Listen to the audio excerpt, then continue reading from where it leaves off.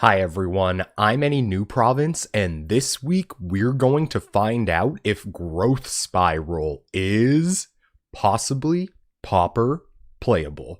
I was just as excited as the rest of the community when I heard Growth Spiral had been spoiled. It gives you the ability to put a land into play at instant speed. Growth Spiral costs green, blue for an instant, and it allows you to draw a card and then put a land card from your hand onto the battlefield. This is going to do all kinds of cool stuff. You can cheat an extra Tron land into play early. You can Bazooka Bog your opponent at instant speed to fizzle their Ghostly Flicker or their Pulsa Marasa target, or you can do what I did and jam it into a deck full of Moon Folk so that you can repeatedly get triggers off of spell lands. So that's exactly what I did. I built this deck Spiral Lands to repeatedly put spell lands onto the battlefield with Moon Folk and Scouts. Before I get into the deck tech, I just want to let you know that you can like the video or subscribe to the channel down below. I'd seriously appreciate it. It's a great way to let me know you're enjoying everything, and it really encourages me to keep making great Pauper content. Alright, let's have a look at Spiral Lands. Growth Spiral only gives you the ability to put a land into play at instant speed a single time. We're going to want to do it over and over again, so I've included spells like Sakura Tribe Scout to do exactly that. Sakura Tribe Scout costs 1 green mana for a 1/1, and you can tap it to put a land card from your hand onto the battlefield. We're also running 1 copy of Llanowar Scout. It costs 1 and a green for a 1/1, and it also allows you to put a land card from your hand onto the battlefield. I prefer the 1-cost Sakura Tribe Scout because we can get it down, hopefully,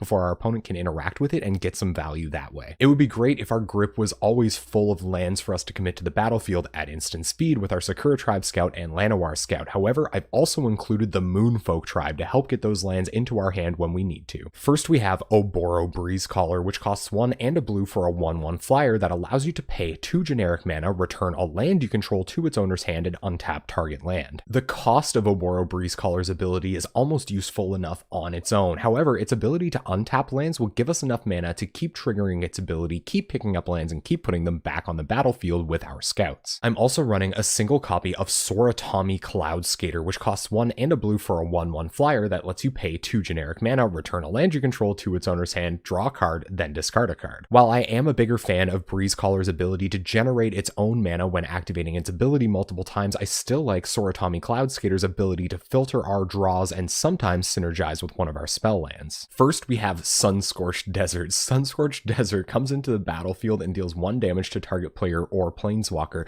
It only adds generic mana, but it allows this deck some reach if our opponent's board is too clogged up for us to attack through with our Breezecallers and our Cloud Skater. Next, we have Radiant Fountain, which also only adds colorless mana, but it gains you 2 life and it comes into the battlefield untapped. Our deck is going to need a way to survive for a very long time. Gaining a ton of life with Radiant Fountain is going to be important. Next up, we have Mortuary Mire, which is a pretty interesting card when you can play it multiple times in the same turn. Mortuary Mire enters the battlefield and allows you to put target creature from your graveyard on top of your library. We're all well aware of how interactive the Pauper format is, and one of the downfalls of my last lands deck was that it could be picked apart so easily. Mortuary Mire is going to allow us to go into our graveyard and get back those important creatures we need to continue comboing off. Next up, we have Colony Garden, which enters the battlefield tapped and creates a 0/1 green plant creature token, which is great for Edict fodder, but it can also be an attacker in our deck. I'll get into that eventually. We're running Sajiri's Step, which while being off color is an incredibly powerful spell land. It enters the battlefield tapped and gives a creature you control protection from the color of your choice until end of turn. Not only can we pick this up and put it back onto the battlefield multiple times at instant speed once our board is set up, we also have ways to tutor up Sajiri's Step at instant speed to put onto the battlefield, fizzling one of our opponent's removal spells. This is just a great spell land to have, even if it is off color. Next is my favorite spell land. It's Skyline Cascade. It enters the battlefield tapped, and it makes target creature and opponent control unable to untap on their next untap step. Basically, Skyline Cascade works in our deck as a 1 creature fog, and if we can commit it to the battlefield multiple times while our opponent has tapped creatures, we can keep locking them down so they'll be unable to attack us. Finally, we have Bazooka Bog, the most ubiquitous spell land in the Pauper format. It enters the battlefield tapped, and when it enters the battlefield, you get to exile all cards from target player's graveyard. This should help us shut down those Ghostly Flicker loops and those Gurmag Angler decks. It's great when our lands entering the battlefield have useful effects, but sometimes the board state works out in a way that the lands won't be useful on their own. For that reason, we've got some payoff payoffs for just puking lands onto the battlefield all the time. First, we have Jauti Offshoot, kind of a response to the amount of burn we've been seeing in the metagame recently. Jauti Offshoot costs 1 mana for a 0/3 defender, and when a land enters the battlefield under your control, you gain 1 life. I've also included some ramp payoffs because our scouts are going to get us up to a ridiculous amount of mana early in the game sometimes when we have multiple land cards in our hand to commit to the battlefield with them. Our first ramp payoff is Capsize. It costs 1 blue and it has buyback 3 generic mana, which means you may pay an additional 3 generic mana as you cast Capsize. If you do, you get to take it back after it resolves. It returns target permanent to its owner's hand. We can start running out Capsize with buyback as early as turn 4 in some games. If our opponent has been committing a bunch of Karoo lands to the battlefield, this is going to be absolutely backbreaking. Also, if our opponent is leaning on Gurmag Anglers to end the game, we can keep putting them back into their hand, making them use their entire graveyard or just pay tons of mana to continue attacking us. Finally, we also have a few of our own Gurmag Anglers because we're going to be dumping stuff into our graveyard with our growth spirals and some of the cantrips I'll get into later, but also if we can just get up to 6 or 7 mana with our scouts, we can cast these on turn 4 too. Gurmag Angler costs 6 and a black, but it has Delve, which means each card you exile from your graveyard while casting Gurmag Angler pays for 1 generic mana in its mana cost. It's a 5/5. We're going to be using a lot of resources just to set up in the early game, so I've included some card advantage and card filtering to allow us to keep drawing into gas after our hand is empty. Our first source of card advantage is Vulturous Aven. It costs 3 and a black for a 2/3 with flying, and it also has Exploit, which means when Vulturous Aven enters the battlefield, you may sacrifice a creature.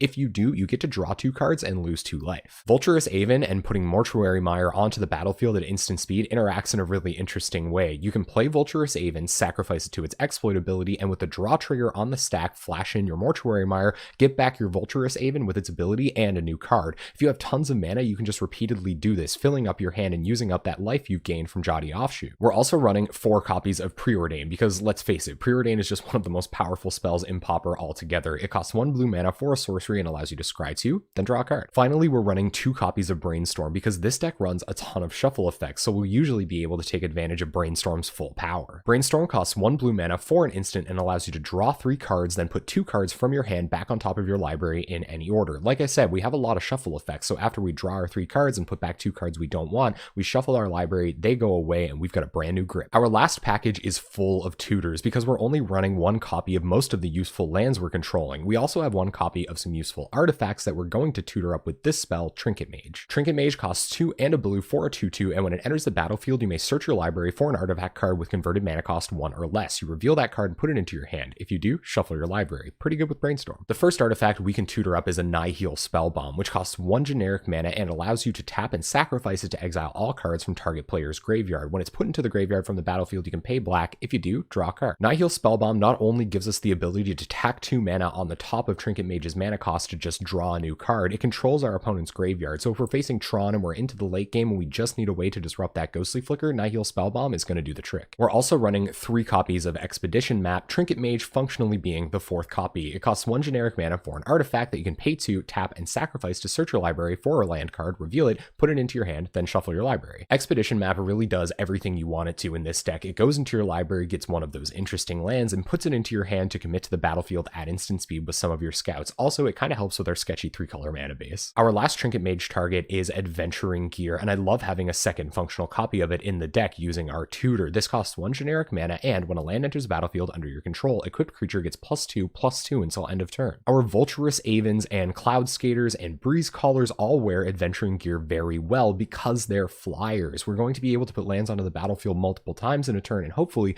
make these creatures enormous enough to win the game. Also, this is really useful with Colony Garden. Those plant tokens don't have defenders, so if we can recur it, we can just keep sending huge plant tokens at our opponent to create a kind of abyss. Finally, our last non-land card is Crop Rotation. It costs 1 green mana. As an additional cost to cast it, you sacrifice a land and you can search your library for a land card, put it onto the battlefield, then shuffle your library. Crop Rotation is just another great way for us to cheat lands into the battlefield at instant speed, and it's another tutor for all of our very specific one-of spell lands. It's a little risky to run something that sacrifices lands in Pauper though, so we're only including 3 copies. Alright, let's have a look at this mana base. The rest of our non-basics include 4 Karoo lands, 1 Dimir Aqueduct, and 3 Simic Growth Chambers. Karoo lands enter the battlefield tapped, make you pick up a land, and when they're untapped, they tap for 2 mana of their guild's colors. We're also running 4 copies of Evolving Wilds. This is an additional shuffle effect for Brainstorm. It's another land entering the battlefield when we need it to for our Jauti Offshoots and our Adventuring Gear, and it helps us fix our 3-color mana base. For basics, we have 3 forests, forests, 1 island, and 1 swamp. It does kind of suck to have to run this few basic lands because it means most of our lands are going to enter the battlefield tapped. However, we can squeeze in just enough to sometimes commit a Sakura Tribe Scout on turn 1 and really get those lands flowing. Alright, let's have a look at this sideboard. First, we have 4 copies of Hydroblast for fighting against burn spells and red removal spells. We have 3 copies of Chainer's Edict to deal with boggles and heroic creatures, and 1 copy of Deadweight to stick on tireless tribes. We have 2 copies of Pulse Marasa for buffering our life total or buying back creatures in those really interactive matchups. We have 2 copies of Claws of Wirewood if our opponent is going wide in the air with flyers. We can protect our own flyers with Tajiri Steps. We have 3 copies of Nihil Spellbomb to control our opponent's graveyards in matchups like Tron. And there you have it, Spiral Lands. We're going to be taking this deck into a league at 7 p.m. Atlantic time this Tuesday night at twitch.tv/AnyNewProvince. We're there every Tuesday night playing possibly Pauper playable decks. Before I go, I just want to remind you that you can like the video or subscribe to the channel down below. I'd seriously appreciate it. It's a great way to let me know you've enjoyed everything, and it really encourages me to keep making great Pauper content. Thank you so much for watching. Hopefully, I'll see you on Tuesday night.